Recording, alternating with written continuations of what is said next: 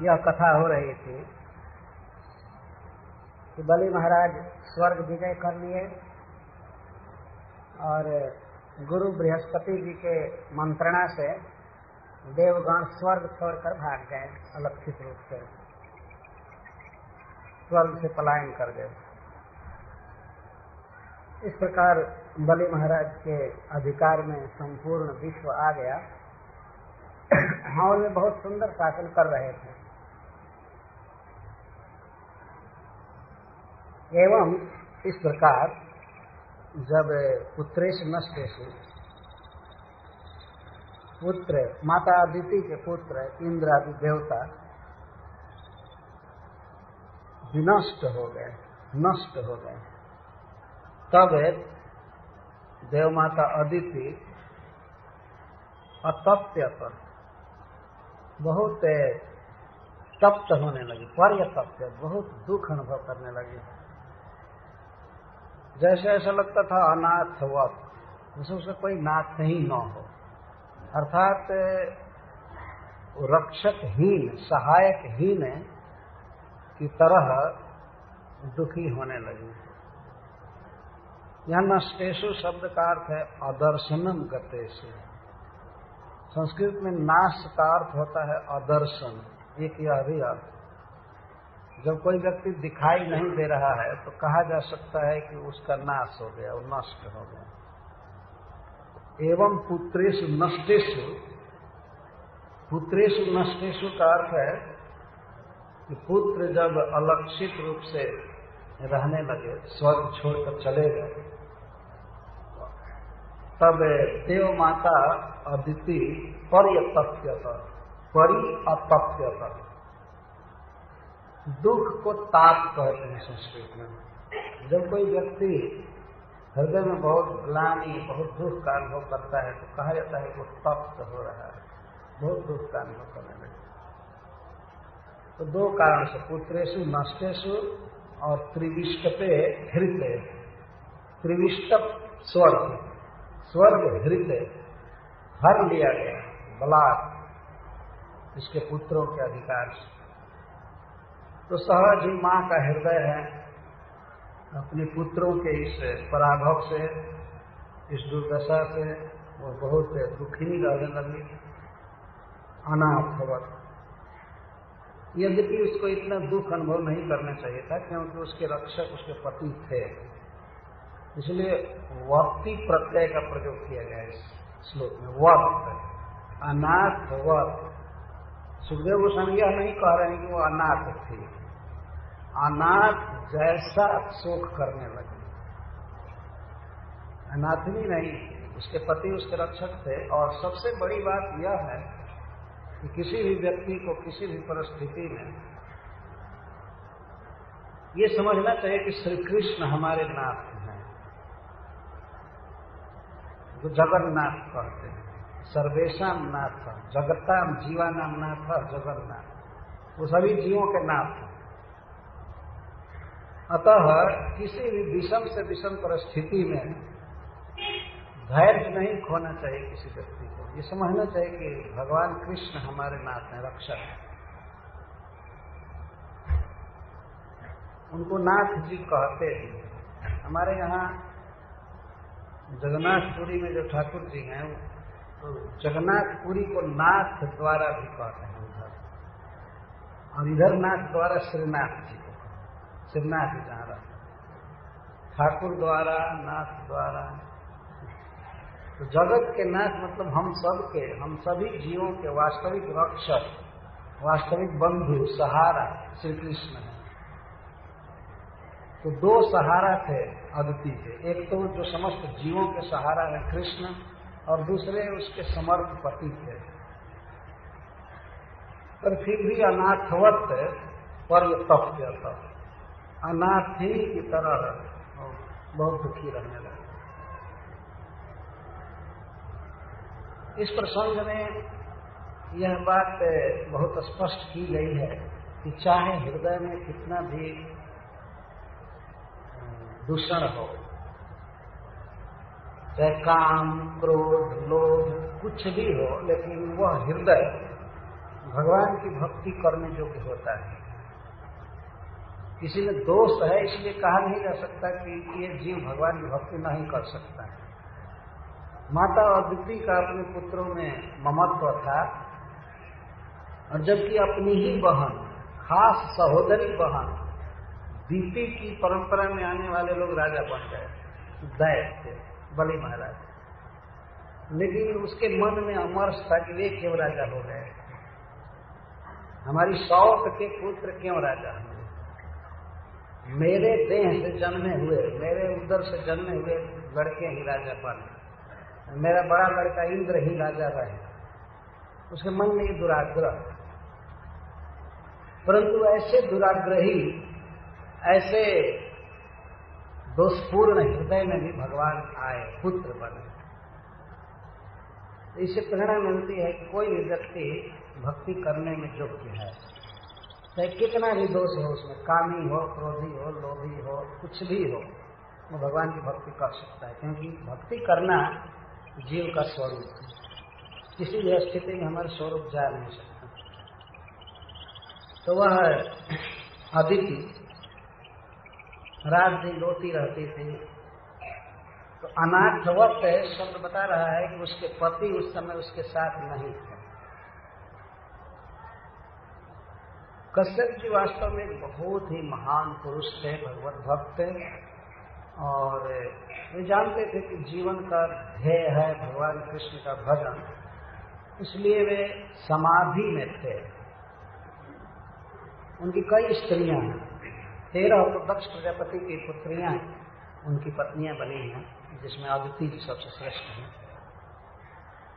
अदिति, दीति, सुरसा, ईला, बिनता, बहुत से उनकी स्त्रियां, और एक स्त्री का दूसरे स्त्री से नहीं बनता।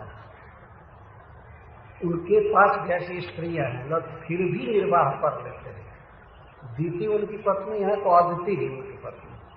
अब जब भी स्त्रियों ने कुछ मांग किया है इनसे, तो यही कहे हैं कि प्रिय तुम भगवान का भजन करो, विष्णु से मांगो, यही कहा। एक बार दीति चाहती थी कि इंद्र का वध करने वाला मुझे पुत्र चाहिए, क्योंकि इंद्र ने हिरण्यकश्यप और हिरण्याक्ष का वध करा दिया भगवान से। तो भगवान के प्रति दीति की कभी भी दुर्भावना नहीं हुई। यदि भगवान नृसिंह रूप धारण करके और 12 रूप धारण करके दोनों भाइयों का वध किए, परंतु दीति का विचार भागवत में दिखाया गया है कि वह इंद्र के प्रति द्वेष की थी, विष्णु के प्रति नहीं। वो कहती थी भगवान तो भक्तवत्सल हैं, भगवान को बहका करके, फुसला करके हमारे पुत्रों को मरवा दिया है, नहीं तो भगवान ऐसा नहीं कर, इसलिए इंद्र को मारने वाला पुत्र चाहिए। और उसने कश्यप जी की खूब सेवा बढ़ा दिया था, स्पेशल सेवा करती थी दीति। अब वे प्रसन्न हो गए, कहने लगे मांगो मैं तुम्हारी इच्छा पूरी करूंगा। तो उसने कहा कि इंद्र की हत्या करने वाला मुझे पुत्र चाहिए। अब जो कश्यप जी बंधन में पड़ गए अपने वचन, अपने ही ज्येष्ठ पुत्र को मारने वाला अब पुत्र चाहिए, तो कौन ऐसा पिता होगा जो अपने बड़े पुत्र को मारने के लिए एक नया पुत्र चाहेगा? चाहेगा आवे ही नहीं, इसकी क्या जरूरत है, जो जन्मे हैं वही ठीक है ना। लेकिन कश्यप जी वचन में बंधे थे, इसलिए उन्होंने कहा ठीक है। परंतु उन्होंने कहा कि प्रिय तुम पुंसवन व्रत का पालन करो, यदि एक वर्ष तक तुम नियम का पालन करोगे तो तुम्हारा पुत्र इंद्रहा होगा। यही कहा। हा का अनुगामी भी होता है, तो संस्कृत के ज्ञाता है, दीति तो समझी नहीं। उनका कहने का आशय था कि 1 वर्ष तक तुम भगवान विष्णु की पूजा करोगे, भक्ति करोगी, तो तुम्हारा पुत्र इंद्र का अनुगामी होगा, वो देवता होगा। ये उनके आशय था। वो लग गई भजन में, उनके वचन का आशय नहीं समझी, लग गई भजन में। बाद में इंद्र को चिंता हुई, वो आए गर्भ को मारे, तो बच्चा को वज्र से तो 7 हो गया, फिर 7 पर मारे तो 49 हो गए। तो समझ गए कि भगवान की भक्ति से ये बच्चे जन्म लिए हैं, मर नहीं सकते। तो फिर वे बच्चों के साथ गर्भ से प्रकट हुए दीति के सामने। तो देखिए व्यवहार भागवत में बड़े विस्तार से लिखा गया है। तो दीपी साल भर के भगवान के नाम का जप की थी, रात दिन भजन में लगी थी। इंद्र के प्रति उसका द्रोह पूरा पूरा वास्ट ऑफ हो गया था, निकल गया, प्रेम हो गया इंद्र के प्रति भगवान की भक्ति करने से। और पूछने लगी, बेटा मैंने तो एक पुत्र चाहा था, ये 49 पुत्र कैसे हो गए और तुम क्यों आए यहाँ? इंद्र बताए कि माँ, जब से तुमने यह संकल्प किया था इंद्र को मारने वाला पुत्र चाहिए, तब से मैं सोया नहीं, खाया नहीं, होश में नहीं था। मैं तुम्हारे दोस्त को देखना चाहता था और तुम्हारे गर्भ में गया, गर्भ को मारने के लिए, बच्चा को लेने, मरा नहीं। 1 से 7 हुआ, 7 से 49 हुआ। वो माँ कहती है, बेटा मैंने भगवान की पूजा करके यह पुत्र प्राप्त किया, इसलिए मैं चाहती हूँ कि मेरे पुत्र देवताओं के समाज में रहें, असुरों के समाज में न रहें। तो तुम ले जाओ स्वर्ग में इनको अपना भाई बनाकर। भाई थे तो इंद्रदेव प्रणाम करके माता दीपी को ले गए अपने भाइयों को। तो आज भी 49 मरुदगण इंद्र के साथ रहते हैं। जब गर्भ में मारा बच्चे को इंद्र ने, तो वो रोने लगा, साथ होकर के रोने लगा। इंद्र ने कहा, माँ रुत, रो मत, रो मत। इसलिए जन्म के बाद उनका नाम हुआ मरु, रो मत। देखिए भगवत भक्ति का प्रभाव, वही क्रूर हृदय जिसका वध करना चाहता था उसी को 49 भाई दिया। और आज भी इंद्र के सबसे बड़े सहायक मरुदगण हैं। दैत्य कुल में जन्म लेकर के देवता हो गए, इंद्र के साथ रहते हैं। इस तरह परिवर्तन होता है। मैं यह कह रहा था कि कश्यप जी कितना कुशल व्यक्ति थे कि परस्पर विरुद्ध हृदय को धीरे भगवान की भक्ति में लगा करके सिद्ध कर देते।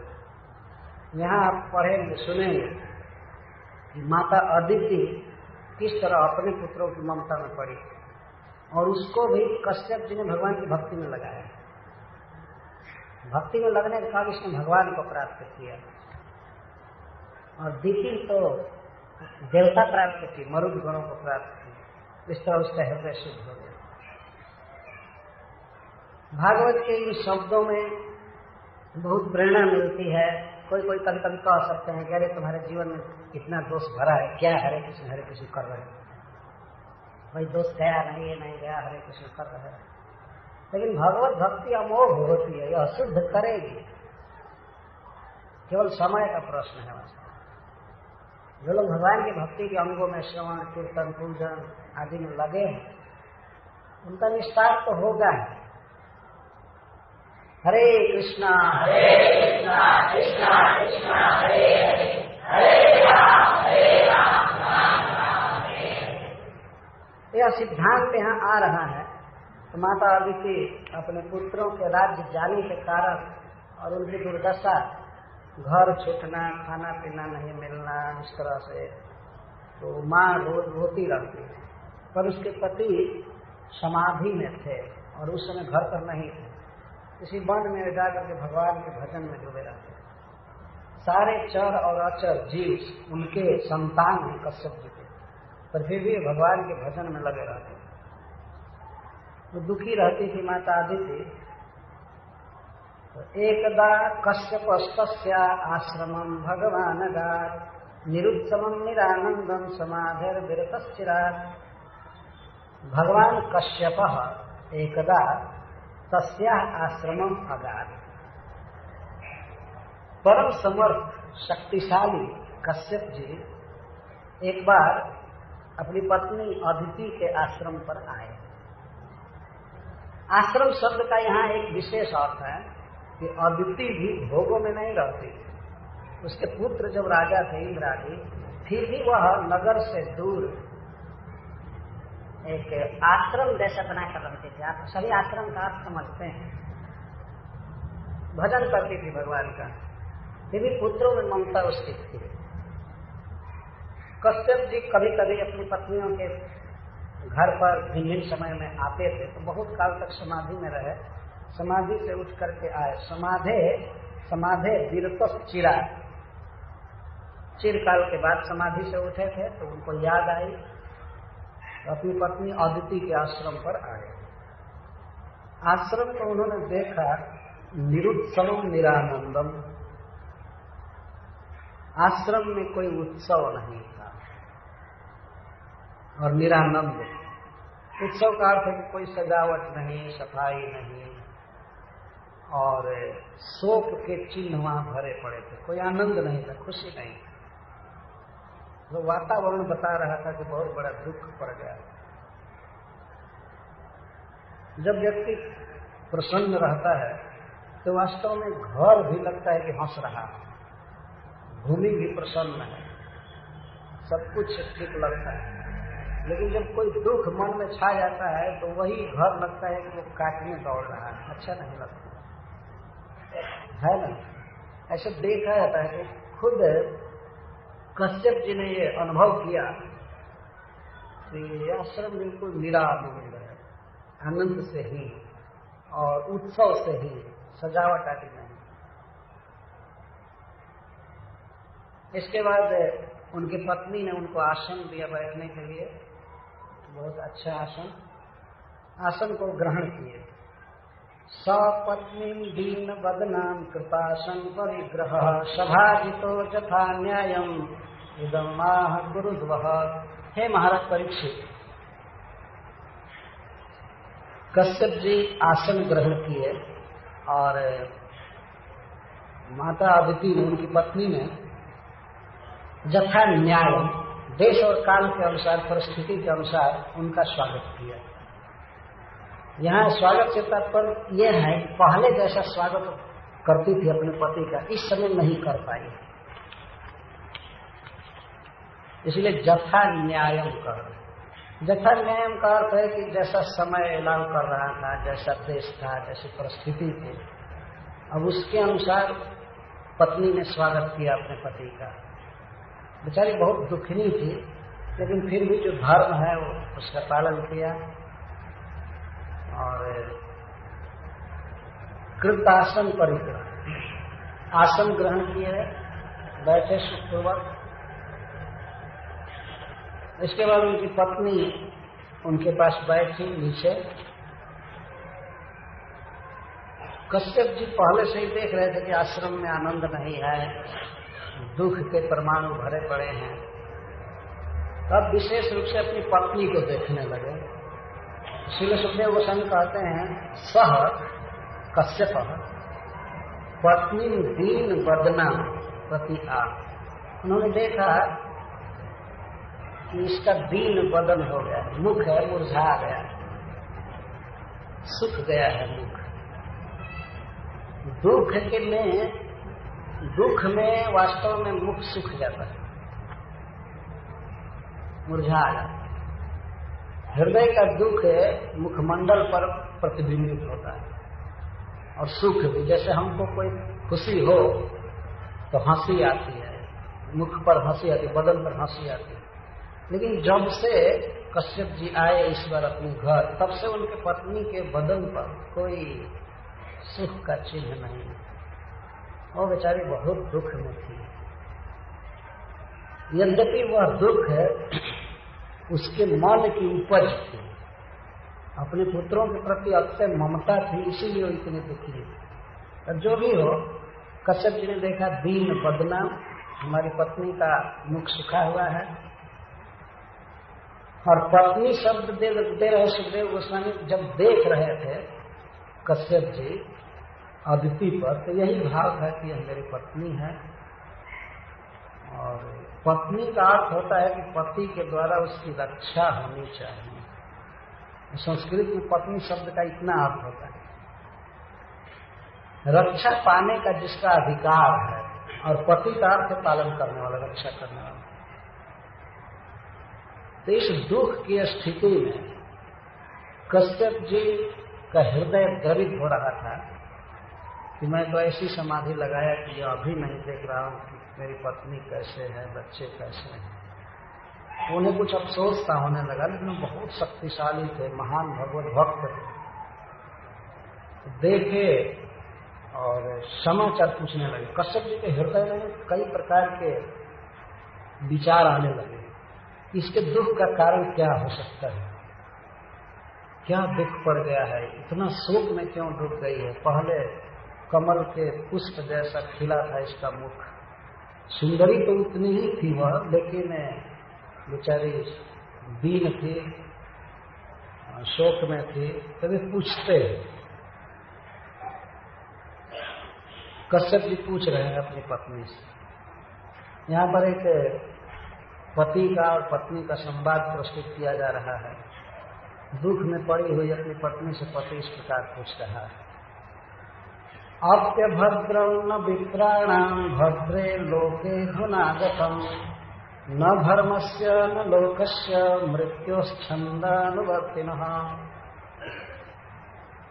हे भद्रे, सर्वप्रथम संबोधन किए भद्रे।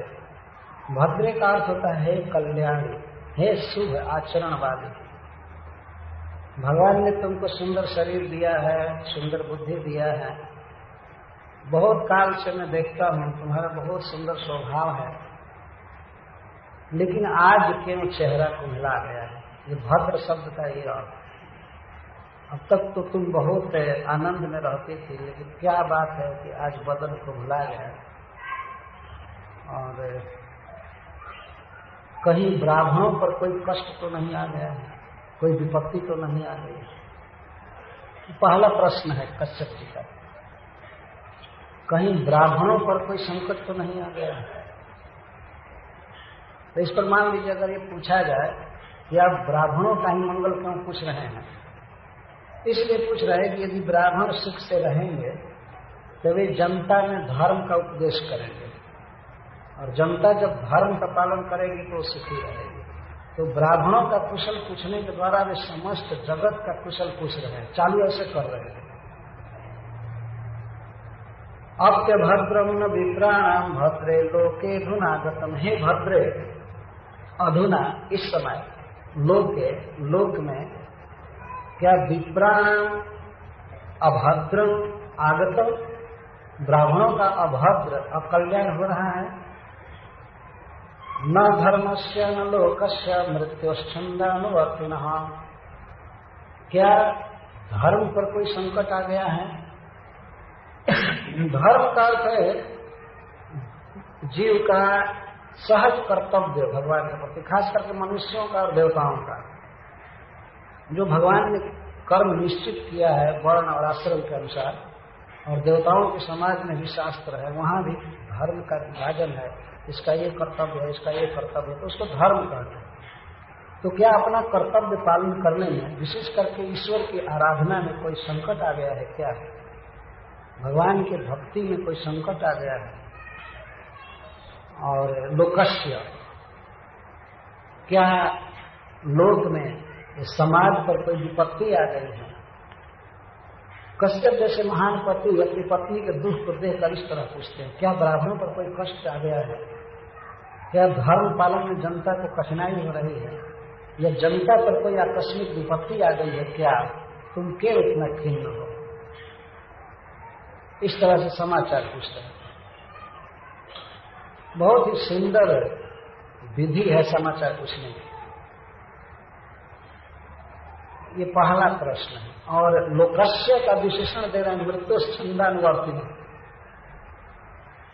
आप देखते हैं समाज में कोई व्यक्ति अपने प्रिय से मिलता है, तुरंत पूछता है क्या समाचार है आपके घर का, या फोन पर पूछता है आप कैसे हैं, कैसे हैं, क्योंकि इस जगत में सब तरह से संभावना है कि कोई न कोई विपत्ति आ जाएगी। क्योंकि मृत्योश्छन्दानुवर्तिनः, यह लोक समाज, ये सभी जीव मृत्यु की इच्छा के अधीन है।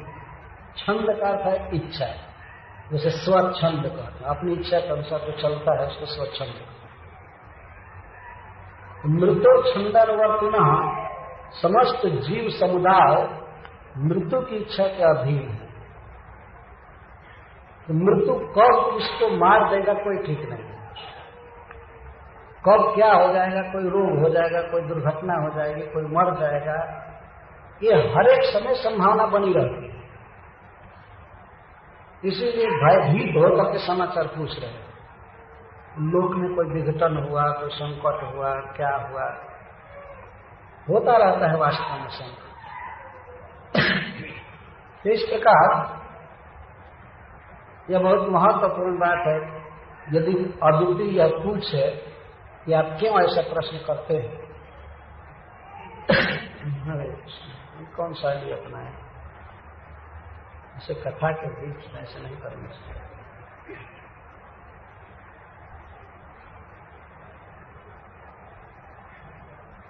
हम लोग प्रतिदिन पढ़ते हैं, सुनते हैं, और प्रत्येक दिन नई नई बात आती है। न्यूज कहते भी हैं उसको, है क्या न्यूज है?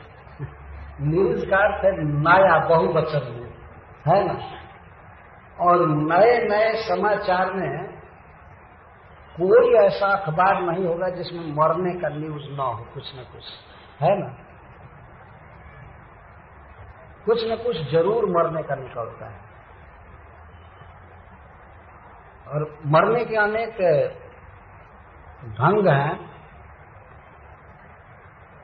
कभी भी कोई गलत समाचार आ सकता है कि इतने लोग मर गए, और उसमें फिर जो होते हैं कि हमारा ये संबंधी था, हमारा मित्र था, वो आ रहा था। अभी अभी एक दुर्घटना हुई ना, पेरिस से आ रहा था विमान लंदन, सबसे तेज गति से चलने वाला, 1500 माइल प्रति घंटा की रफ्तार से चल। 100 आदमी उसमें बैठते थे। $10,000 प्रत्येक सवारी का दाम था, उनका किराया था। और 100 के अलावा 9 व्यक्ति और थे उस विमान के संचालक, सेवक। लेकिन विमान ध्वस्त हो गया। समाचार में, टेलीविजन में, पत्रों में सब जगह आया कि इतने लोग मारे। और विमान गिरा तो 4 आदमी को और मार दिया कोई होटल में। वो बेचारे क्या जानते थे कि हम पर विपत्ति आएगी, विमान में चढ़ने वाले या होटल में रहने वाले। अकस्मात आ गए। कभी भी वास्तव में कुछ भी हो सकता है इस संसार में। इसीलिए बहुत भयभीत अंतःकरण से, हृदय से कश्यप जी पूछते हैं कि लोग का कुशल है ना। मानो वो पूछे कि क्यों कुशल पूछते हैं, तो कश्यप जी कहते हैं क्योंकि मृत्यु छंदा निवर्ति, जीव मृत्यु के अधीन है, कभी भी कुछ हो सकता है। और तुम्हारा मुख मलिन है, इसलिए मुझे चिंता हो रही है, कोई मर तो नहीं गया। इस प्रत्येक समय संभावना रहती।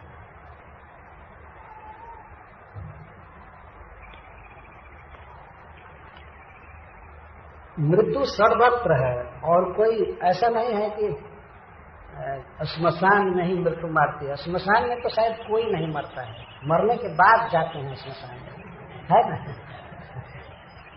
कोई ऑफिस में मर जाता है, कोई घर में मर जाता है, कोई कहीं चलते समय, विमान में, ट्रेन में। कई बड़े बड़े ट्रेन दुर्घटनाएं होती हैं, ट्रेन आपस में टकरा जाती है, और कुछ यात्री बेचारे सोए रहते हैं, और उसे सोई हुई दशा में यह महासंकट उनके सामने उपस्थित है। तो मृत्यु के अधीन सारा जगत हो, जब मारे या छोड़े उसके अधीन। इसीलिए समाचार में पूछा जाता है। कभी कभी तो हम लोग किसी वृद्ध व्यक्ति को या किसी रोग से ग्रस्त व्यक्ति के विषय में पूछते हैं, वो जी रहे हैं ना, ऐसा पूछते हैं। ये नहीं पूछते कि स्वस्थ हैं, कैसे हैं, कहते जी रहे हैं ना। कभी कभी किसी ज्यादा दिन जीने वाले बूढ़े के व्यक्ति के विषय में लोग आश्चर्य करते हैं, अब तक जी रहे हैं। मतलब स्वाभाविक नॉर्मल स्थिति तो यही थी कि उनको मर जाना चाहिए। ये दशा है संसार में वास्तव में, और हम लोग इसी संसार में विषयों की खोज में हैं। मृत्यु का खड्ग, मृत्यु की तलवार हमारे गर्दन पर है, फिर भी हम विषय जोड़ रहे हैं, कैसे सुखी होंगे, क्या होंगे। तो संस्कृत के कवि ने एक श्लोक में लिखा है, न्यस्तम यथा मूर्धनि मुदाति मेषो जवाब शताब्द्यम बलिकल्पितः सन मृत्युम समीप स्थितमत्य जानन भुनत्ति मर्त्यो विषयस्तथैव। जैसे बलि कल्पित मेष जिसको भद्रकाली के यहाँ बलि चढ़ाने के लिए ले गया है। मेष का अर्थ है बकरा या भेड़। आप लोग ऐसे और बढ़ जाइए और आगे बढ़ाइए, आगे बढ़ाइए आप लोग। काफी जगह है आगे।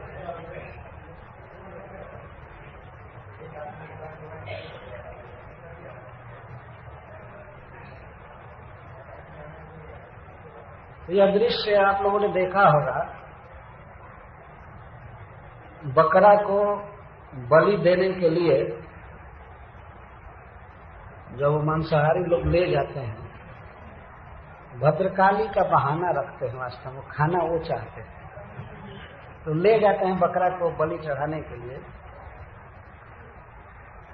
तो किसी दूसरे बकरे की वहां पूजा होती है, इसकी भी पूजा होती है। तो बकरे के सिर पर अक्षत जौ डालते हैं और तिलक करते हैं। तो दूसरा बकरा जिसको काटने के लिए ले गए हैं, वो अन्य बकरा के सिर पर पड़े हुए चावल को चाटने लगता है, खाता रहता है जौ। या कभी कभी फूल की माला वो लोग डालते हैं, बकरा के गर्दन में लगा रहता है, तो वो बकरा बड़ी आनंद से फूल की माला खाने लगता है। हम लोगों ने देखा है, उस मूर्ख को पता नहीं है कि दूसरे ही मिनट में उसके गर्दन पर तलवार चलने वाली है, कटने वाला। समीपस्थित बिल्कुल निकट में मृत्यु है, लेकिन वो नहीं समझ पाता है। तथैव उसी प्रकार हम लोगों की दशा है। मृत्यु की तलवार उपस्थित है, लेकिन हम अभी विषयों को जोह रहे हैं। कहाँ हमें देखने को मिलेगा, खाने को मिलेगा, छूने को मिलेगा, सुनने को मिलेगा। वही बलि के बकरा जैसी स्थिति है वास्तव में। और उसमें तो निश्चित है बकरा में कि भाई आधा घंटा की देरी होगी, चाहे 10 मिनट की, लेकिन हम लोगों का कब मस्तक कट जाएगा, कब मर जाएंगे, कोई गारंटी नहीं इस संसार में। लेकिन विषय को जोह रहा है जी। कश्यप जी जो समाचार पूछ रहे हैं, इसी सत्य को प्रकट करके, क्या संकट आ गया है, किसी की मृत्यु हो गई, क्या हो गया, क्योंकि सारा जगत मृत्यु के अधीन है, काल के अधीन है। कुछ भी हो सकता है, लकवा मार सकता है, हार्ट अटैक कर सकता है, एक्सीडेंट हो सकता है, किसी भी तरह से मरना ही। और एक बाउंड्री है मृत्यु की, वहां तक तो बूढ़ा होकर के सबको मरना ही है, और बीच बीच में भी मारता रहता है। और मारने में ये विचार नहीं है कि बच्चा है, युवक है, एक वृद्ध है, नहीं। वृद्ध को तो एक खास बाउंड्री के अंदर मार ही देना है, लेकिन बीच बीच में बच्चों को भी मारता है, युवक को भी मारता है मृत्यु के पकड़। तो समाचार में पूछ रहे हैं, लोकस्य, लोक का समाचार पूछ रहे हैं। तो कश्यप जी कहते हैं, मृत्यु के अधीन रहने वाले लोक पर, समाज पर तो कोई संकट नहीं आ गया है। संकट कौन देगा? तो मृत्यु। और मृत्यु के पहले भी तो अनेक संकट है ना। इस तरह से समाचार पूछा जा रहा है। एक और श्लोक में कहते हैं, मित्रम कलत्रम इतरः परिवार लोको भोगैक साधन मिमा किल संपदो नहाम एक क्षण सतु भविष्यति जत्र भूयो नायम न जोयमितरे न भयम न चैते। मित्र, स्त्री और अन्य परिवार के लोग और भोग के साधन अनेक घर, कार और फर्नीचर और सारी संपत्तियां हैं, लेकिन एक क्षण सतु भविष्य, एक दिन ऐसा आएगा, उस दिन न ये भोग की सामग्रियां रहेंगी, न परिवार रहेगा, न हम रहेंगे, न आप रहेंगे, न और न कोई वस्तु नहीं। एक क्षण ऐसा आएगा, सब चले जाए, विदा हो जाए। वही समाज मनुष्य का, चाहे भोगों की वही सामग्रियां चली जाती हैं। कारें पुरान होकर के जंक यार्ड में चली जाती। कितनी बसें, कितनी कारें जिन पर घूमा गया है, यात्रा की गई है, कई रोड के किनारे पड़ी हैं और उसको कोई देखने वाला नहीं। तो इस तरह से शरीर चला जाता है, भोग की सामग्रियां चली जाती हैं, कब जाएंगी कोई ठीक नहीं। अद्यैव हसितम गीतम पठितम जय शरीर ही अद्यैव तेन दृश्यन्ते कष्टम काल से चेष्टित। अभी अभी आज ही जो पढ़ रहे थे, हंस रहे थे, गा रहे थे और आज ही वे शांत हो गए, पता नहीं चला। तो विमानों में या ट्रेन में यात्रा करने वाले लोग कुछ पढ़ते होंगे, हंसते होंगे, गाते होंगे, 1 मिनट में सारा समाप्त। मृत्यु के अधीन यह सारा जगत है, इस बात का रियलाइजेशन करना चाहिए, वास्तव में समझना चाहिए। तब हम भगवान की भक्ति करेंगे, भयभीत होकर के काल से परे जाना चाहेंगे। तो इस तरह समाचार पूछा जा रहा। अब आगे पूछते हैं, अपि वा कुशलम किंचित गृहेषु गृह मेधिनी धर्मस्यार्थस्य कामस्य जत्र योगो यजोगिनाम। हे गृह मेधिनी, हे हमारे घर की स्वामिनी, कहीं तुम्हारे घर में कोई अर्थ, धर्म और काम की कमी तो नहीं हो गई है, इसके लिए शोक हो रहा है क्या? बोले ब्राह्मणों का समाचार पूछे, उसमें उपलक्षण समझ लेना चाहिए, गौओं का भी, ब्राह्मणों का, गौओं का, धर्म का और समस्त जनता का समाचार पूछ रहे हैं। क्योंकि ये तो समाधि में थे, न्यूज़पेपर पढ़ने का प्रश्न ही नहीं था। समाधि में थे और इधर अपनी पत्नी की दुर्दशा देख करके शोक होने लगा कि कहीं कोई मर गया, क्या हुआ, ये हुआ। अब पूछते हैं, तुम्हारे घर में कहीं धन की कमी तो नहीं हो गई अकस्मात? इसको अर्थस्य कहते हैं। गृहस्थ के यहाँ वास्तव में यदि पैसे की कमी हो जाए तो यह एक शोक की बात है, क्योंकि अर्थ ही उसको जिला रहा है। श्रीमद् भागवतम में कहा गया है कि एक मनुष्य 2 प्राण से जीता है। एक तो प्रसिद्ध प्राण जो हवा चल रही है, सांस ले रहे हैं, प्राणवायु, लेकिन दूसरा प्राण पाकिट में रहता है या पर्स में रहता है, जहां कहा, बैंक में रहता है, जहां भी है। और इस प्राण वायु से ज्यादा महत्व है बही प्राण का। इसको बही प्राण कहा गया भागवत में, हूबहू शब्द है, बाहरी प्राण। उससे जीता है, तो कहीं जाएगा, खाएगा, रहेगा, घूमेगा, भाड़ा देगा, जो भी करना। केवल इसी वायु से हम नहीं जी रहे हैं, धन से जी रहे हैं। तो साधु सन्यासी तो मान लीजिए जैसे भी रहे जी जाएंगे, कोई बात नहीं। लेकिन गृहस्थ को अर्थ की कमी होती है तो उसके दुख का कारण दुखी हो। तो पूछता है पति, मतलब कश्यप जी पूछते हैं, प्रिय तुम्हारे पास पैसा नहीं है क्या? धन की कमी हो गई? तुम्हें भगवान के भजन में, धर्म के आचरण में कोई कष्ट हो रहा है क्या? या ऐसी परिस्थिति है जिसमें तुम धर्म का आचरण नहीं कर सकती, बाधा हो रही? अथवा कामस्य, काम की बाधा है क्या? क्या तुम्हें उचित भोजन नहीं मिलता है, आराम नहीं मिलता है? किसी भी मनुष्य के लिए काम बहुत जरूरी है। काम से तात्पर्य जिससे हम कपड़ा पहने हैं, ये काम के अंदर भोजन करते हैं या घर बना करके रहते हैं अच्छा से, सुख से, इसको काम कहा गया। तो कामर्स से समाचार पूछ रहे हैं कि क्या तुम्हारे पास सामान नहीं है, पैसा नहीं है और अपने कर्तव्य के पालन में तुमको कोई कष्ट हो रहा है, इसके लिए तुम इतना चिंतित हो क्या? कश्यप जी समाचार पूछ रहे हैं, मैं उसकी व्याख्या कर रहा हूं ज्यादा, वास्तव में समझने के लिए। नहीं तो कथा तो मैं ऐसे भी पूरा कर सकता हूं, एक एक वाक्य पूछते जाते हैं और मैं आगे बढ़ सकता हूं। मैं आपके चित्त को उस स्थिति पर ले जाना चाहता हूं कि इस विश्व के सबसे बड़े गृहस्थ, सबसे महान, भगवान की 3री 4थी पीढ़ी में है और वे अपनी पत्नी से इस तरह पूछ रहे हैं। तो गृहस्थों को सीखना चाहिए इस बात से। अपने पत्नी से वे इस प्रकार पूछने की नौबत ही न आने दें, रखें ठीक से सब। अपनी पत्नी को ऐसी स्थिति में रखना चाहिए कि वह भगवान की सेवा कर सके, आरती कर सके, भजन कर सके। उसको अपने स्वधर्म पालन में कष्ट नहीं होना चाहिए। और दूसरा, उसके लिए घर द्वार अलंकार सुख सुविधा देना तथा उसके पास पैसा भी होना चाहिए। अब तो स्त्रियां अपने नाम से भी रखने लगी हैं पैसा लेकिन ये पति का कर्तव्य है कि वह अपनी पत्नी के लिए रखे। पत्नी के पास रखने का मतलब है उसके द्वारा बच्चों के लिए।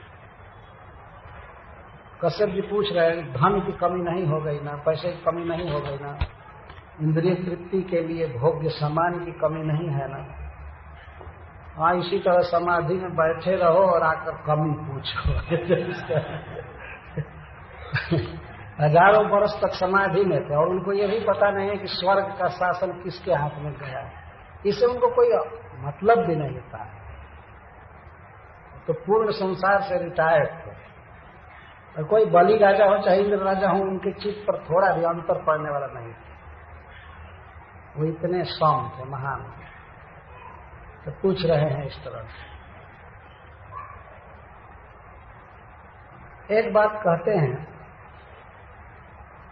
कि धर्मस्य अर्थस्य कामस्य जत्र योगो ह्य योगी नाम। अयोगी नाम, वास्तव में गृहस्थों के विषय में कश्यप जी कह रहे हैं कि हम लोग अयोगी हैं, योगाभ्यास नहीं करते हैं, भगवान की भक्ति नहीं कर पाते हैं। लेकिन हम लोगों के लिए अपने कर्तव्य का पालन करना ही योग है। जत योगो ह्य योगिना। गृहस्थों को प्रायः हीन समझा जाता है, कहा जाता है कि माया में है, ऐसे है वैसे है, और गृहस्थ अपने को हीन समझते भी नहीं, मैं तो माया में हूं। और दूसरे को जो गिरुआ कपड़ा पहना है, कुछ साधु है, काम धंधा नहीं कर रहा है, तो उसको कहते हैं धन्य जीवन है, तो बहुत भाग्यवान। भले वो भ्रष्ट जीवन है, कुछ भी हो, लेकिन एक धारणा है, गृहस्थ समझते हैं कि हम तो माया में हैं, पाप कर रहे हैं और भजन नहीं कर रहे हैं। कश्यप जी भी इसी दीनता के साथ बोल रहे हैं, जबकि ये तो भगवान के पिता बनेंगे, इनका इतना बड़ा अधिकार है, इंद्र जिनके पुत्र हैं, बहुत महान है, परंतु कितना दीन भाव से बोल रहे हैं। जब योगो ह्य योगिना। हम लोग योगाभ्यास नहीं करते हैं, न भक्ति योग, न ज्ञान योग, न अष्टांग योग। लेकिन यह गृहस्थ आश्रम ऐसा है कि हम लोग गृहस्थी के नियमों का पालन करें, अपना कर्तव्य करें, तो हमारे लिए यही योग है। अर्थात योगाभ्यास करके, साधना और भक्ति करके जोगी लोग जो गति पाते हैं, हम लोग गृहस्थी में अपने धर्म का पालन करके उसको पा लेंगे। यह एक सिद्धांत है वास्तव में। आज भी देखिए, हम लोगों से कोई पूछते हैं कि महाराज जी हम कितना भजन करें, हम गृहस्थ हैं, तो गृहस्थों को कम से कम भजन बताया जाता है। ठीक है, आपके जिम्मे और भी बहुत से काम हैं, इसलिए आप इतना कर लीजिए, इतना कम से कम कीजिए, कम से कम 3 घंटा भजन कीजिए या 6 घंटा कीजिए, ऐसे कीजिए, बताया जाता है। यही योग है। इससे यह नहीं समझना चाहिए कि गृहस्थ योगाभ्यास नहीं कर सकते हैं। योगाभ्यास का अर्थ है जाप करना, हरे कृष्णा कृष्णा कृष्णा हरे हरे, हरे राम राम हरे हरे। परंतु यह बात निश्चित है कि और जो योग हैं उसे गृहस्थ लोग नहीं कर सकते। अष्टांग योग उनसे होगा नहीं, ज्ञान योग होगा नहीं, उसके लिए एकांत में रहना होता है, और गृहस्थों को समाज में रहने के लिए बाध्य रहना पड़ता है। तो क्या वे ध्यान लगाएंगे? कोई स्त्री घर में क्या ध्यान लगाएगी? बैठे तब तक बच्चा रोने लगा, तब तक इधर से फोन आ गया, मिनट मिनट में सब बाधा है, ध्यान क्या होगा? पर एक बहुत बड़ा अवसर है गृहस्थों को कि वे अपने धर्म का अगर पालन करें, गृहस्थ धर्म का, तो वही गति उनको प्राप्त होगी जो बड़े बड़े योगियों की होती है। क्योंकि गृहस्थों के द्वारा जो सेवा हो जाती है सभी जीवों की, यह एक बहुत बड़ा कार्य। और जितना भी चाहे साधु महात्मा कोई भी हो गया हो, वो जन्मा है गृहस्थों से। गृहस्थों से ही प्रभुपाद जी जन्मे, या कोई भी व्यक्ति, या चैतन्य महाप्रभु। यदि गृहस्थ जीवन अपने नियम का पालन करे, तो ऐसे थोड़े से मान लीजिए अगर पति पत्नी के तो उनका पुत्र उत्पन्न करना ही बहुत बड़ा योग माना जाएगा। वे भले भजन न कर पाए, लेकिन अगर पुत्र भक्त हो जाए तो ये माना जाएगा कि उन्होंने जो कुछ भी पुत्र का लालन पालन किया, उसे जन्म दिया, खिलाया पिलाया, वो भक्ति है। जैसे ध्रुव महाराज भक्ति किए भगवान की, और उनकी माँ उनके साथ बैकुंठ गई। ध्रुव महाराज चिंता कर रहे थे बैकुंठ जाते समय कि मेरी माँ रह गई इसी प्राकृतिक जगत में। तो भगवान के पार्षदों ने दिखाया कि महाराज वो तो आपसे आगे विमान पर जा रहे हैं। तब ध्रुव महाराज को संतोष हुआ। ठीक, तो ध्रुव जैसे भक्त को जन्म देने के कारण सुनीति भगवान के धाम में गई, और बाद में प्रियव्रत उत्तानपाद महाराज भी गए भगवान के धाम में। भागवत में लिखा गया, द्वितीय स्कंध 7वें अध्याय। और बाद में बहुत पश्चाताप किए, और ध्रुव का ही रात दिन चिंतन करते रहते थे। और उत्तम तो मर गया, और राज्य भी उन्होंने ध्रुव को ही दिया, और भगवान की भक्ति की। तो एक पुत्र के कारण माता पिता की यह ऊर्ध्व गति है। और भी कई कारण हैं, जैसे मान लीजिए गृहस्थ है, नहीं उससे बहुत भजन हो रहा है, लेकिन भगवान की सेवा कर दिया, वैष्णव की सेवा कर दिया, दीन दुखी की सेवा किया, तो सेवा उसकी उन्नति कर देता है, उसको उठा देता है। कश्यप जी जो ये शब्द बोल रहे हैं, जब योगो ययोगी नाम, हम लोग अयोगी हैं, हम लोग योगाभ्यास नहीं कर पाते हैं, लेकिन यदि गृहस्थी के धर्मों का ही केवल पालन करें आसक्ति पूर्वक भी, तो हम लोगों को योगाभ्यास का फल मिल जाता है। गृहस्थ आश्रम कैसा है, इस विषय में कुछ उक्तियां हैं, मैं यहाँ पर पढ़ रहा हूं। कैसा गृहस्थ आश्रम होना चाहिए। न्यायार्जित धनस्तत्व ज्ञान निष्ठो तिथि प्रिय शास्त्रविद सत्यवादी च गृहस्थोपि विमुच्यते। न्याय से अर्जित धन हो किसी गृहस्थ के यहाँ, किसी को दुख देकर नहीं, सता करके नहीं, नेक कमाई हो, न्यायार्जित धन हो, और इसके साथ ही साथ तत्व ज्ञान में निष्ठा हो उस गृहस्थ की, मतलब भगवान की भक्ति में निष्ठा हो, और अतिथि प्रिय, वह अतिथियों का स्वागत करने वाला हो, शास्त्रवेत्ता हो और सत्यवादी हो, तो वह गृहस्थ भी मुक्त हो जाता है। गृहस्थों की विमुच्यते, ये ऑफिस शब्द से लग रहा है कि गृहस्थ जल्दी मुक्त नहीं होते हैं लेकिन अगर ऐसा हो तो वे भी मुक्त हो जाएंगे। एक दूसरा कवि कहता है कि यदि रामा यदि च रमा, यदि घर में रामा है, मतलब सुंदरी स्त्री है, पतिव्रता स्त्री है, यदि च रामा और यदि च रमा, यदि घर में रामा है और रमा भी है, मतलब लक्ष्मी भी है, घर में सुंदरी पतिव्रता स्त्री है और खाने पीने भर पर्याप्त धन है, यदि च तनयो विनय भी गुणोपेता, और पुत्र विनयी है, माता पिता का भक्त है, अनुगामी है, और तनयोत्पत्ति, और अपने पुत्र को भी पुत्र हो जाए, तो क्या स्वर्ग में इंद्र के नगर में इससे भी अधिक कुछ है क्या? अर्थात नहीं। सुरवर नगरे किमाधिक्यम, यदि घर में सुंदरी पतिव्रता स्त्री है और लक्ष्मी है, धन है, पुत्र अनुगामी है, और पुत्र को भी पुत्र हो गया है, तो क्या देवराज इंद्र के नगर में इससे कुछ और भी ज्यादा सुख है क्या? नहीं है। कहने का आशय है, साहित्यिक भाषा में कहा गया है कि ऐसा गृहस्थ धन है। एक दूसरे श्लोक में कहते हैं, सानंदम सदनम सुताच सुधियः कांता न दुर्भाषिणी सन्मित्रम सुधनम स्वजोषिति रति चाज्ञा परः सेवकः आतिथ्यम हरिपूजनम प्रतिदिनम मृष्टान पानम गृहे साधो संगमुपासते हि सततम धन्यो गृहस्थाश्रमः। एक कवि कहता है धन्य है गृहस्थ आश्रम। क्यों धन्य है?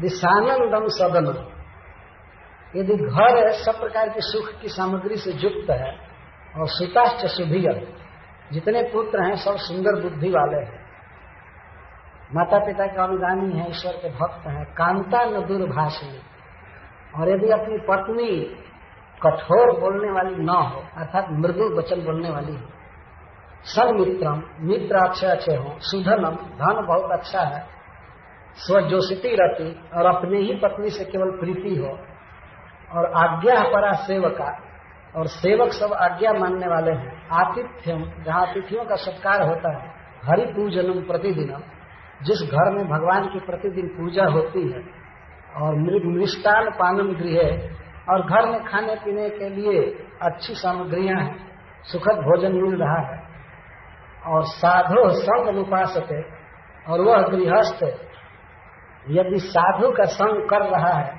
तो ऐसा गृहस्थ आश्रम धन्य है। धन्यो गृहस्थ आश्रम, ये सब गृहस्थ को चाहिए कि करे। बहुत ही सीखने की बात है। तो गृहस्थ आश्रम की यहाँ प्रशंसा कर रहे हैं कश्यप जी कि हम लोगों का योग यही है कि हम लोग घर के काम धंधा को करें ठीक से,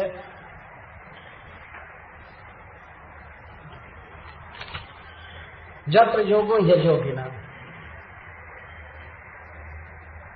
फिर समाचार में और पूछते हैं तो ध्यान में लेते आएगा। पहले समाचार पूछे ब्राह्मणों का, धर्म का, लोक का। दूसरा समाचार पूछ रहे घर में सामान की कमी नहीं है ना, धर्म का पालन करने में कोई कष्ट नहीं है ना, और विषय भोग की वस्तुएं हैं ना। यह गृहस्थाश्रम हम अयोगियों के लिए योग का अवसर देता है। और एक और पूछ रहे हैं, क्या तुम्हारे घर पर आए हुए अतिथि बिना सत्कार प्राप्त किए चले गए क्या? यह भी एक दुख का बहुत बड़ा कारण होता है। पहले के लोग यदि अतिथि सत्कार नहीं कर पाते थे तो वो धूमिल हो जाते थे, उनका चेहरा मलिन हो जाता था। चाहे जैसे घर पर सामान नहीं रहता था उस कारण से न कर पाए तो कोई बात नहीं, लेकिन सब सुविधा होने पर भी किसी अतिथि का स्वागत नहीं किए। कोई भूखा दुखा रास्ता जा रहा है, थक करके आ गया बिना डेट डाले, उसको अतिथि कहते हैं। अतिथि जिसके आने की कोई तिथि निश्चित न हो, और जिसके आने की तिथि निश्चित होती है उसको अभ्यागत कहते हैं। अभ्यागत की अपेक्षा अतिथि की सेवा का ज्यादा महत्व है। तो पहले के अतिथि भी होते थे कि थके मारने गए किसी गृहस्थ के यहाँ खाए और चल दिए, और आजकल कोई ऐसा खिलाने लगे तो वहीं 7 दिन डेरा डाले। तो आज पहले अतिथि ऐसे नहीं होते, गृहस्थों के घर पर में रुक जाते थे। पहले होटल मोटल भी नहीं होते थे। तो अतिथि का सत्कार करने के लिए लोग प्रतीक्षा करते थे। तो प्रिय कहीं ऐसा तो नहीं हुआ कि तुम्हारे घर पर अतिथि आए और तुमने उनका स्वागत नहीं किया। गृहात अपूजिता जाता, घर पर आए थे और बिना पूजा किए बिना सत्कार किए वे चले गए। ऐसा संभव है कि तुमने तिरस्कार किया होगा। कुटुंबा शक्तया, जिस स्त्री की कुटुंब में आसक्ति होती है केवल बच्चों के पालन में, घर के काम धंधा करने में, वह अतिथि की सेवा नहीं कर सकती, नहीं करेगी। कश्यप जी से मानो अतिथि पूछती है कैसे आप ये संभावना करते हैं कि मैं अतिथि की सेवा नहीं करूंगी? तो कहते हैं कि स्त्री में संभावना रहती है कुटुंबा शक्तया, परिवार में इतनी आसक्ति होती है वो सोचती है कि 10-20 रुपए का सामान लग जाएगा, ये बेकार है अतिथि को खिलाना पिलाना, और हमारे पास समय भी नहीं। कुटुंब की आसक्ति से अतिथि का स्वागत नहीं होता। तो क्या ऐसा तुमने किया क्या? कोई अतिथि तुम्हारे घर पर आया तो तुमने प्रत्युत्थान नहीं किया क्या? उठ करके उसका स्वागत नहीं किया? फिर कहते हैं कि जिस गृहस्थ के यहाँ अतिथि का सत्कार नहीं होता है उसका जीवन व्यर्थ है, अनर्थक है वास्तव में। एक श्लोक में बोल रहे हैं, गृहेषु जे सतिथयो नार्चिता सलिलैरपि यदि निर्यान्ति तेनो नम फेरुराज गृहोपमः। जिन घरों में, जिन गृहस्थों के यहाँ अतिथियों का स्वागत नहीं होता है वे घर श्रृगाल राज के घर के समान है, गीदड़ राज के घर के समान है। आप लोगों ने सियार का घर देखा है? हम लोग तो गांव के हैं इसलिए खूब देखे हैं चारों तरफ। केवल शहर में रहने वाले सियार भी नहीं देखे होंगे, सियार का घर कहां से देखे? तो संस्कृत में श्रृगाल या फेरू कहते हैं। वे घर बनाते हैं सियार, बहुत चौड़ा दिल बनाते हैं और उसमें सियार सियारिन रहते हैं। तो उसमें कहीं पर मांस का टुकड़ा ला करके रखते हैं, खा करके किसी बछड़े का पूंछ लाते हैं या कहीं किसी पशु का मरा हुआ मांस को खाते हैं और आकर के उसी में रहते हैं। और कभी कभी बोलते हैं रात में एकांत में, हुआ हुआ करते हैं, बिल से निकल कर बोलते हैं। तो जिन घरों में अतिथियों की सेवा नहीं होती है वे घर सियार के घर के समान है। सियार साधारण सियार नहीं, श्रृगाल राज, फेरू राज, जो सियारों में सबसे श्रेष्ठ है वैसे सियार का घर है। इसका मतलब है कि वह गृहस्थ भी सियार हुआ। जो सियार का घर है तो उसमें रहने वाला क्या आदमी रहेगा?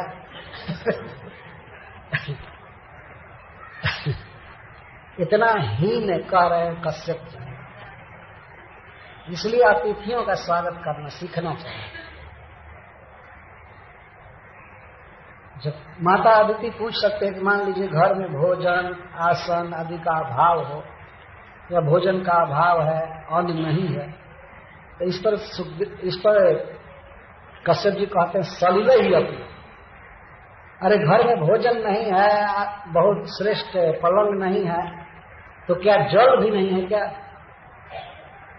जिन घरों में जल से भी अतिथियों का स्वागत नहीं होता है वे घर फेरू राज के घर के समान है। जल से कौन नहीं स्वागत करेगा?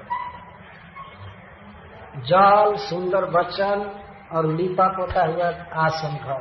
अगर घर में चटाई भी नहीं है, कारपेट नहीं है, तो कम से कम धो धा करके स्वच्छ किया हुआ जमीन तो कम से कम कहना चाहिए बैठने के लिए, आइए आप रास्ता चलकर थक गए हैं, आराम कीजिए, एक गिलास पानी पीजिए।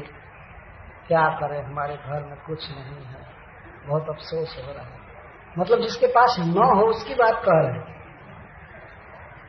और यदि घर में है तब तो जल से, फल से और तरह से स्वागत करना चाहिए।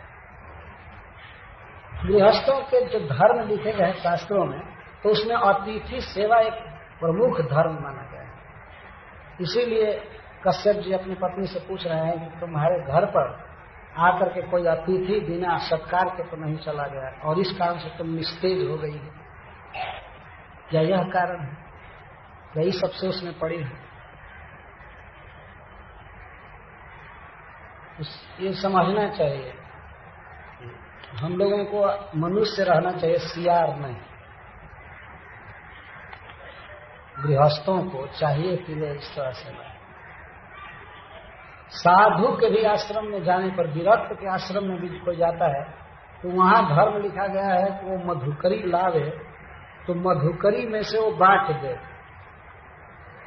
और थोड़ा खा ले, ऐसा लिखा गया। गृहस्थों के लिए तो कहना ही नहीं, उनका तो किचन चलता है, पकाते हैं, तो इसलिए उसमें देना जरूरी है।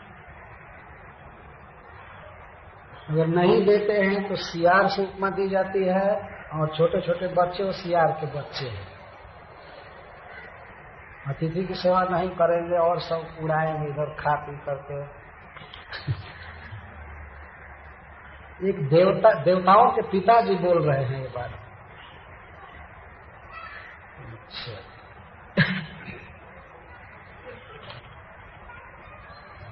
और फिर पूछते हैं अप्यग्नयस्तु बेलायाम न होता हविषा सती।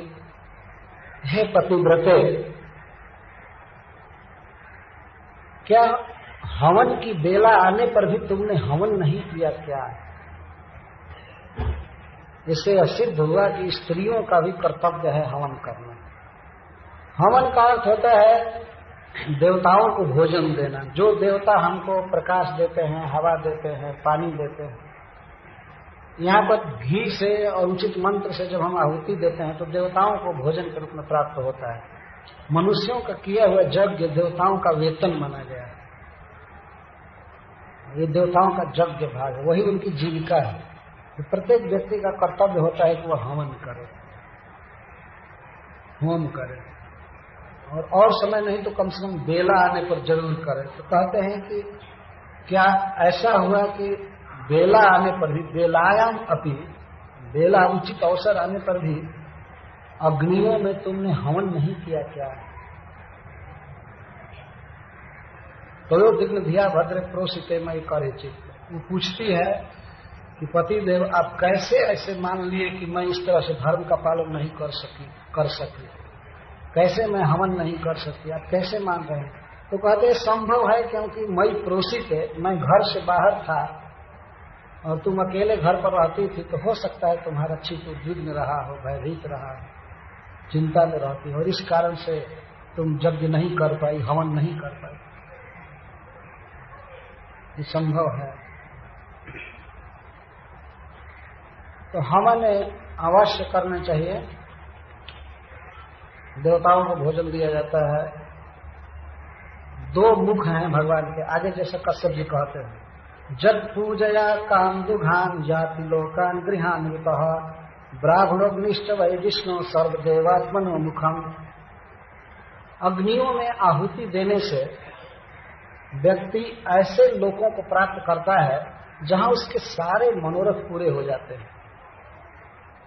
जो जो इच्छा करता है उस इच्छा को पूरा करने वाले भगवान ने लोक बनाया है, जिसे स्वर्ग लोक कहते हैं, और केवल उस स्थान पर रहने से ही सब कुछ मिलता है। मन में जीव इच्छा करता है कि मुझको यह मिले, वो वस्तु हाजिर हो जाती है। मार्केटिंग नहीं करना पड़ता स्वर्ग में, अपने आप सब कुछ उपस्थित हो जाता है। वहां के वृक्ष देते हैं, वहां के घर चिंतामणि के बने होते हैं, मनोरथ करते ही आ जाते हैं। कोई देवता मनोरथ करता है कि हमको इस समय रसगुल्ला चाहिए, तो अपने आप उपस्थित हो जाता है। यदि वे लोग रसगुल्ला नहीं चाहेंगे ये तो मनुष्य इसको बहुत अच्छा मानता है, देवता लोग ये सब चीज नहीं खाते।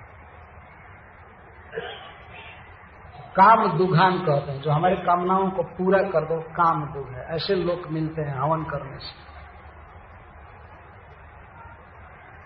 योग के अनुसार और स्थान के अनुसार हमें इस हवन का अर्थ समझना चाहिए। श्रील प्रभुपाद जी ने बार बार समझाया है, पर इसके साथ यह जरूरी है कि कुछ हवन किया जाए अग्नि में, और कुछ ब्राह्मणों में हवन किया जाता है प्रसाद बना बना कर। ये भी हवन का एक तरीका है, तो भगवान खाते हैं। ये ब्राह्मण और अग्नि ये विष्णु के मुख हैं, तो भगवान की आराधना के लिए इस तरह हवन करना चाहिए। तो अदिति ने पूछा कि केवल भगवान की आराधना की जाएगी तब तो देवताओं की आराधना छूट जाएगी। कश्यप जी कहते हैं सर्व देवात्मन, भगवान विष्णु सर्व देव स्वरूप हैं। यदि उनकी पूजा हो गई तो सब देवताओं की पूजा हो जाती।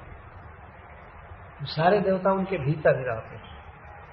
जैसे मान लीजिए कोई पेट को अन्न दे रहा है, तो कोई कहे कि पेट को तो दिया, आंख को तो दिया नहीं। पेट को देने का मतलब है कि वो भोजन आंख में पहुंच जाएगा। पेट अंगी है और आंख अंग है। ऐसा नहीं कहा जा सकता कि किसी को खिला करके कहे कि अरे आपके आंख को कुछ नहीं दिया, उसमें भी एक आध गुलाब जामुन डाल देता हूं।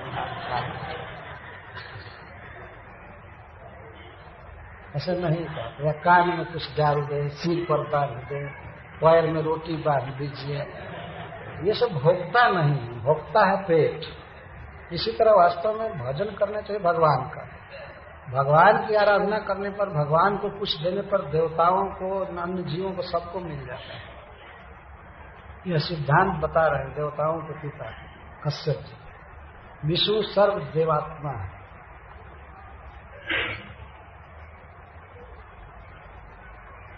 अंत में पूछते हैं जिसके लिए वो दुखी थी वास्तव में, ये सब किसी चीज की कमी नहीं थी। उसने कभी अतिथियों का तिरस्कार नहीं किया था, कभी उसके घर में पैसे की कमी नहीं थी, कुछ नहीं था।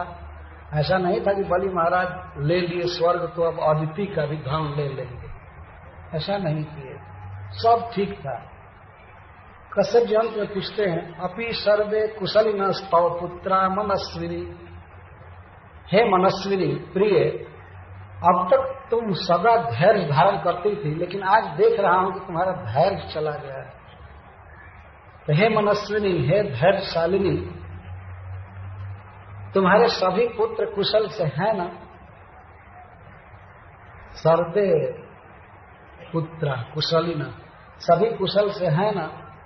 जब ये पूछे होंगे कश्यप जी तो धक से कलेजा किया होगा उसका, पुत्र कुशल से कहा। इसी के कारण तो बेचारी रो रही। और सर्वे पुत्र, और ये पूछने की का ढंग देखिए, कहते हैं तव पुत्र, तुम्हारे सभी पुत्र कुशल से हैं ना? ये नहीं कह रहे हैं हमारे पुत्र, क्योंकि इनके पुत्र और भी पत्नियों से हैं। इसीलिए सब पूछने का ढंग देखिएगा, तुम्हारे सभी पुत्र कुशल से हैं ना? तव पुत्र, और पुत्रों का नहीं पूछ रहे हैं। अब दूसरी पत्नी के पास जाएंगे तो उससे पूछेंगे, तव पुत्र कुशलिना किम, तुम्हारे पुत्र कुशल से हैं ना? अद्भुत व्यक्तित्व हैं कश्यप जी, कैसे निर्वाह कर लेते हैं इतनी स्त्रियों के साथ, वास्तव में वो महान है। पूछने पर ऐसे पूछे कि ये रंज नहीं हो पाएगी। अगर ये पूछते कि हमारे पुत्र कैसे हैं, तो इनके पुत्रों की तो कोई संख्या ही नहीं, लिमिट ही नहीं है। अब तो उस विषय में वे दीति के भी पुत्र का कुशल पूछते, या उसके वंश के लोगों का कुशल पूछते। बहुत प्रवीण है पूछने में। ऐसी बात पूछ रहे हैं कि इसको दुख न लगे, इसलिए तव पुत्र का, मम पुत्र नहीं। तो पिता पूछ रहा है, मतलब पति पूछ रहा है अपने पत्नी से, तुम्हारे सभी पुत्र कुशल से हैं ना? क्योंकि ऐसा कोई पिता नहीं कहेगा, वो पूछेगा कि पुत्र कुशल से हैं ना सब, इतना कहेगा। और नहीं मम तव लगाना पड़ेगा तो तव नहीं लगाएगा, अपना नाम लगाएगा। आजकल तो झगड़ा हो जाता है पुत्र के लिए चाहे पुत्री के लिए, डाइवोर्स होता है तो पति कहता है मेरा पुत्र रहेगा, पत्नी कहती है कि मेरा रहेगा, झगड़ा होता है। कहते हैं कि न तव पुत्र मम पुत्र। वास्तव में दोनों के पुत्र पुत्री हैं। पर यहाँ व्यवहार में बहुत सतर्कता से बोलना पड़ता है। भले अपनी पत्नी है तो क्या, लेकिन उससे भी बोलने में सावधानी बरतनी चाहिए। तो कश्यप जी तो परम विद्वान है, पूछते हैं कि तुम्हारे सभी पुत्र कुशल से हैं ना?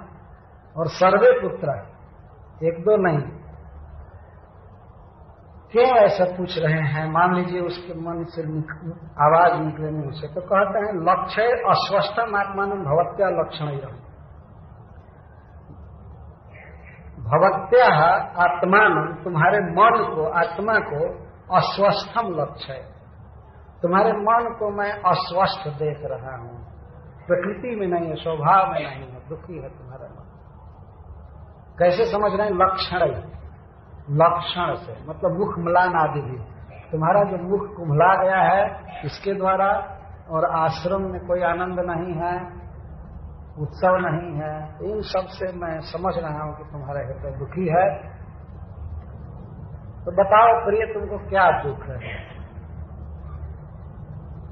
और ये सब जो वितर्क किए, क्या इस कारण से दुखी हो, क्या इस कारण से दुखी हो, क्या इस कारण से दुखी हो, इस तरह इसको विकल्प, वैकल्पिक प्रश्न कहते हैं। बहुत बहुत तरह की आशंका करना, बहुत बहुत तरह से पूछना। लक्षण से मैं देख रहा हूं तुम्हारा मुख मलिन है, मुरझा गया है, दुबली हो गई हो, इसलिए मैं अनुभव करता हूं तुम्हारा मन अस्वस्थ है, दुखी। इतना सुनने के बाद तब माता अदिति उत्तर देती।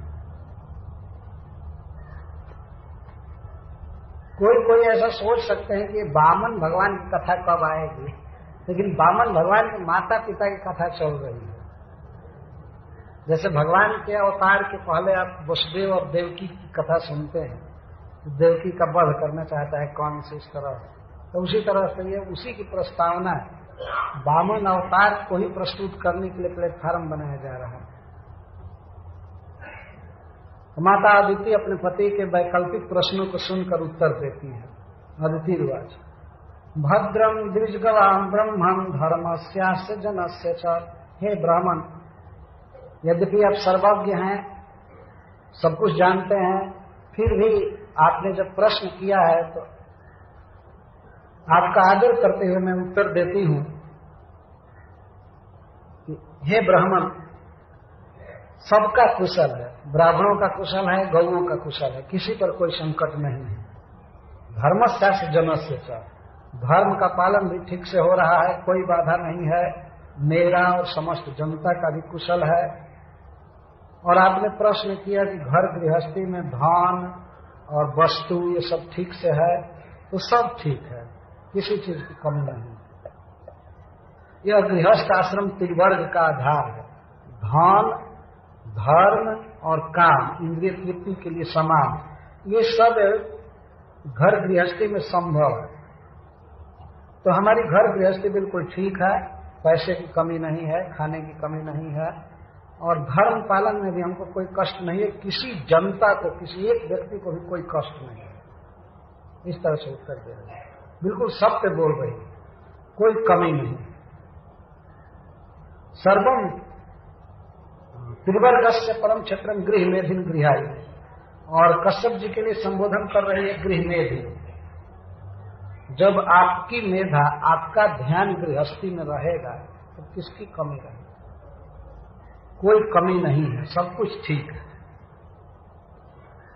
और आपने अग्नि और अतिथि की बात किया, तो अग्नयो अतिथयो भृत्या भिक्षवो ये चलित सर्वम भगवतो ब्रह्मण अनुध्याना नरिष्यति। हे ब्राह्मण, हे हमारे पति देव, हमने कभी भी ऐसा समय नहीं आने दिया जब मैंने हवन नहीं किया। बेला आने पर मैं ठीक तरह से हवन की हूँ, अग्नियों का आदर की हूँ और भगवान का आदर की हूँ, अतिथियों का स्वागत किया है, हमने कभी तिरस्कार नहीं किया। और भृत्या, हमारे घर के जो भृत्य हैं, सेवक हैं, उनका भी आदर किया। भिक्षव, जो भिक्षुक हैं, दीनहीन चाहे सन्यासी, जो भी भिक्षुकों का मैंने बहुत अच्छा से आदर किया। और लिप्सव, कुछ लोग आशा रखते हैं गृहस्थों से कि हमको कुछ देगा, हमको देगा, तो जिनकी भी इच्छा रहती है इस तरह से अपने संबंधियों की और सबकी, तो मैंने उनकी मांग पूरी की है। कभी ऐसा नहीं आया कि कोई भिखमंगा हमारे द्वार से खाली चला गया हो, या कोई व्यक्ति आकांक्षा लेकर के आया हो हमसे और मैंने कह दिया हो कि नहीं दूंगी, ऐसा मैंने कभी नहीं किया। क्यों ऐसा नहीं किया? कि मैं सदा आपका ध्यान रखती थी, आपका ध्यान रखती थी कि यदि मैं गलती करती हूं तो मेरे पति के नाम पर कलंक लगेगा। तो अपने पति के जश को, आपके जश को सुरक्षित रखने के लिए मैंने कभी भी प्रमाद नहीं किया। कितना सुंदर वाक्य स्त्री बोल रही है। एक स्त्री के आचरण से, एक स्त्री के व्यवहार से, धर्म से पति की उन्नति होती है। और कोई भी व्यक्ति मान लीजिए किसी के घर पर सम्मान पा करके गया, तो उस स्त्री का प्रचार नहीं करेगा, उसके पति का प्रचार करेगा कि उसके घर पर गया था तो इतना आदर हुआ, बहुत सज्जन लोग हैं, ये हैं। माता अदिति जी कह रही हैं कि सर्वम भगवतो ब्रह्मण अनुध्याना नरिष्यति।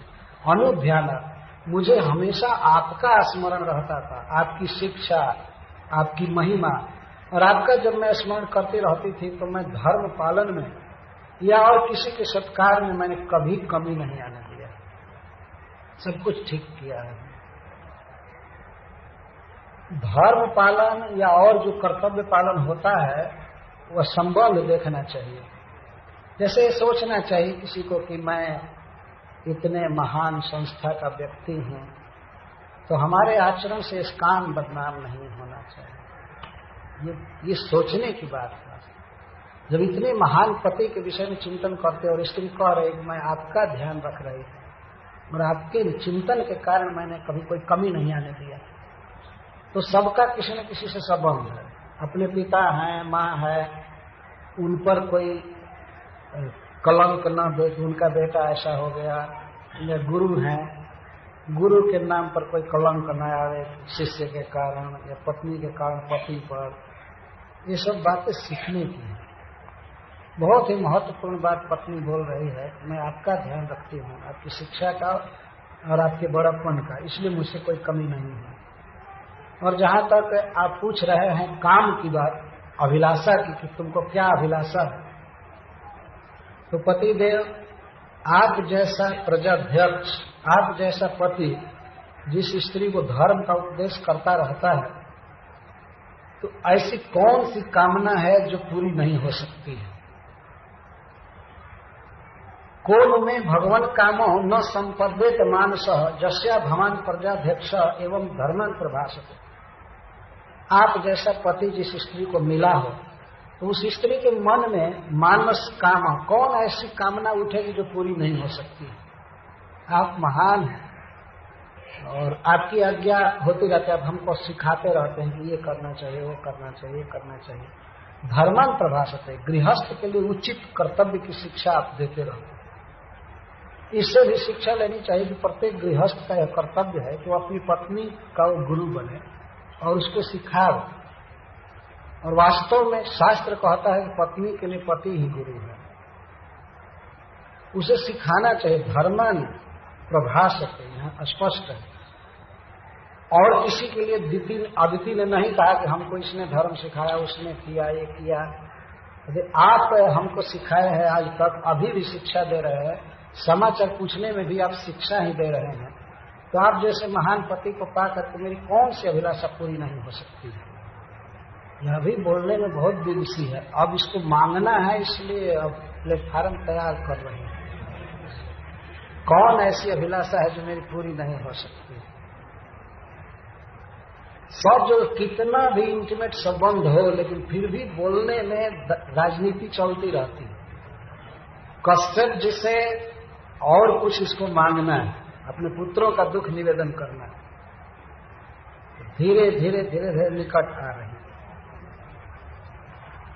फिर कहती है तवैव मारीच मनः शरीर जहा प्रजा इमाः सत्वरजस्तमो जुषः समो भवांस्ता ससुरादिषु प्रभो तथापि भक्तम भजते महेश्वरः।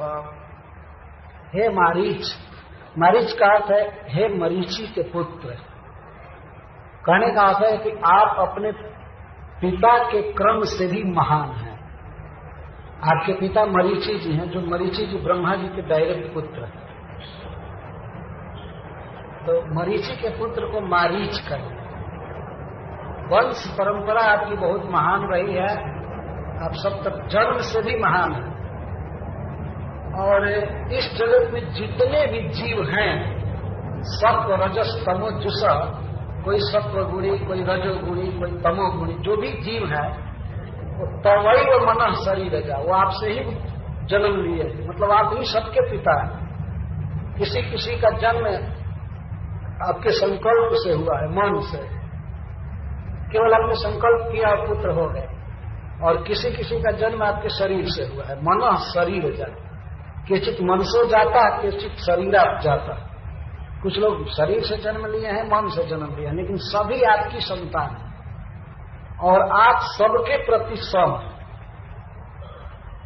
यह विषम बनाना चाहती है, उनको अपनी मांग पूरी करवानी है। पहले कहते हैं कि आप सबके पिता हैं, सब आपकी संतान है, इसलिए सब पर आपकी समान दृष्टि है, इसमें भेद नहीं करते हैं। यहाँ तक कि असुरा दिशु, चाहे असुर हो चाहे सुर हो, देवता हो चाहे दानव हो, आपकी तो सब पर समान दृष्टि है।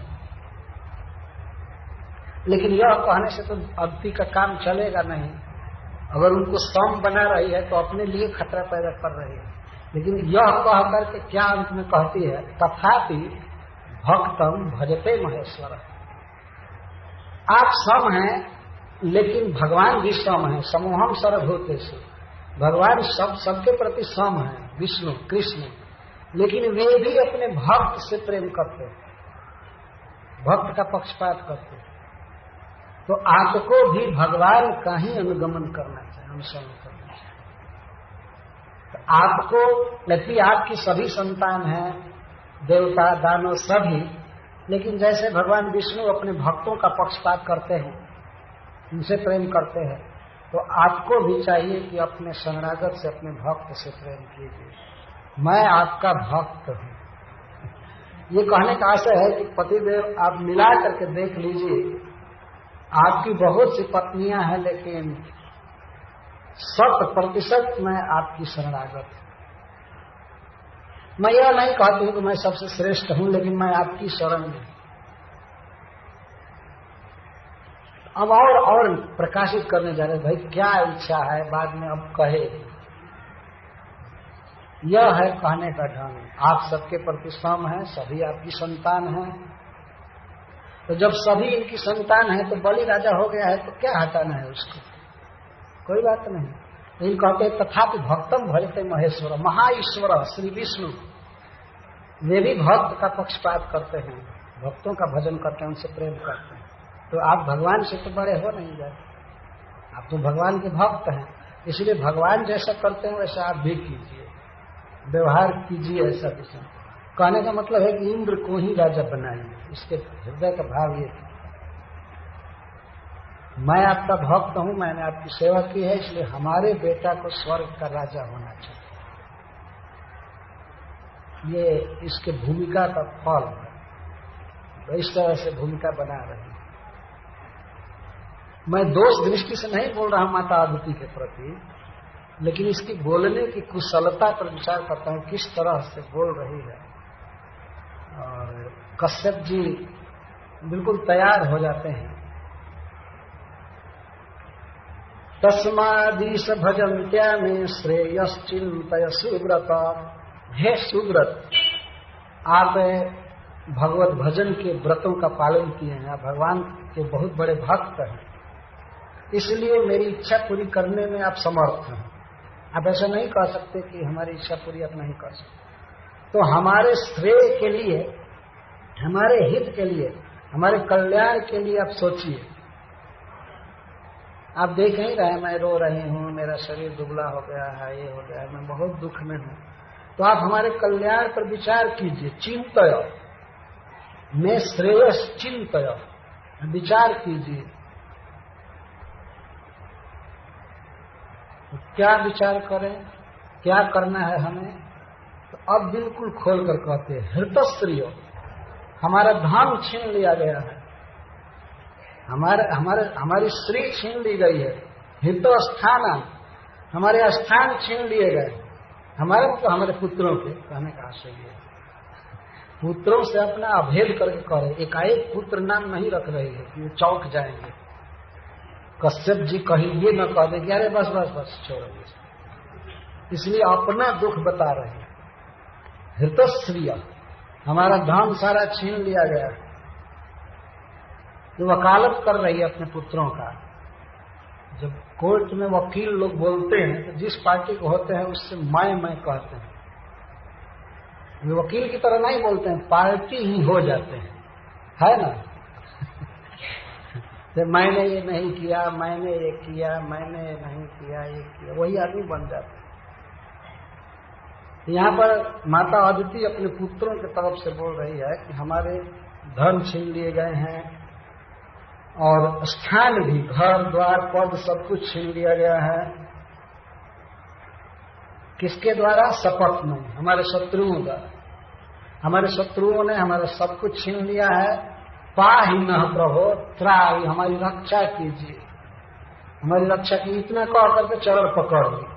हमारा सब कुछ छीन लिया गया है शत्रुओं द्वारा, आप हमारी रक्षा कीजिए। पाहि नः प्रभो, आप समर्थ हैं, सब तरह से हमारी रक्षा कीजिए। तो कश्यप जी अपनी पत्नी की इस प्रकट मांग को समझ रहे थे, लेकिन फिर भी उन्होंने कहा कि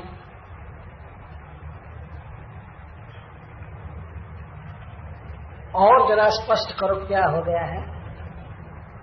तो कहती है, परय विवासिता साहम मग्ना व्यसन सागरे, परय शत्रुओं के द्वारा मैं घर से निकाल दी गई हूं। घर से तात्पर्य मेरा स्वर्ग छीन लिया गया है, मेरे बच्चों को भगा दिया गया है, मैं दुख के समुद्र में पड़ी हुई हूं। अभी पुत्र नहीं कह रहे, अपने लिए कह रही है। अहम व्यसन सागरे मग्ना, मैं दुख के समुद्र में डूबी हूं। आप ऐसा विचार कीजिए, साधारण दुख मुझको नहीं है कि तैर करके पार हो जाऊंगी।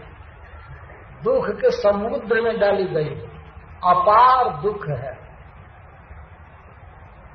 और शत्रुओं के द्वारा हमारा घर छुड़ाया गया है, धन लूटा गया है। ऐश्वर्यम श्री जसो स्थानम हृतानि प्रबल मम, हमारा ऐश्वर्य छीन लिया गया, मतलब नियमन पावर, कंट्रोलिंग पावर, धन, जस और पद भी सब छीन लिया गया है शत्रुओं द्वारा। हमारा कह रहे हैं पुत्रों के अभिप्राय से बहुवचन। तो आप इस पर विचार कीजिए। कश्यप जी कहते हैं इस पर विचार करने का मतलब तुम्हारी किस तरह से रक्षा करूं। तुम कहती हो मेरी रक्षा कीजिए, रक्षा कीजिए। तो बेचारी चरण पकड़ करके कहती है, जथा तानि पुनः साधो प्रपद्ये मम आत्मजा, मम आत्मजा, मेरे देह से जन्मे हुए मेरे पुत्र जिस उपाय से पहले की तरह पुनः स्वर्ग पाले, वो आप उपाय बताइए और कीजिए। हमारे पुत्र पहले की तरह स्वर्ग का राजा हो जाए, यही हमारी इच्छा है। और आपका मैं भक्त हूं, आप समर्थ हैं, ये नहीं कह सकते कि मैं नहीं कर सकता, क्योंकि आप प्रभु हैं। और इस जगत में हमारा कल्याण करने वाले जितने लोग हैं उनमें आप सर्वश्रेष्ठ, कल्याणकृत तमः, हमारा हित करने वाले जितने लोग हैं उनमें सबसे श्रेष्ठ आप हैं, क्योंकि आप हमारे पति हैं। और पति ही केवल नहीं है, वास्तव में आप सर्व समर्थ हैं। आपके पास तपोधन है, तपस्या का धन है, भगवान की भक्ति है, योग शक्ति है, आप सब कुछ करने में समर्थ हैं। इसलिए हमारे पुत्रों को मम आत्मजा, मेरे पुत्रों को आप स्वर्ग का राजा बनाए, इस तरह की प्रार्थना रखी गई। अंत में उसने इस तरह से खोल दिया, तथा विधेहि कल्याणम धिया कल्याण कृतम, हमारा कल्याण कीजिए। और हमारा कल्याण इसी में है कि हमारे पुत्र स्वर्ग का राजा बने। सीधी सीधी बात है, कोई छिपा करके बात नहीं।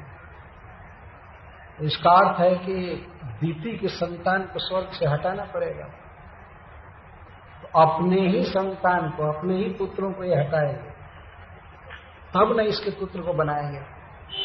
तो ये है अदिति का हृदय, इतना दुराग्रह मन।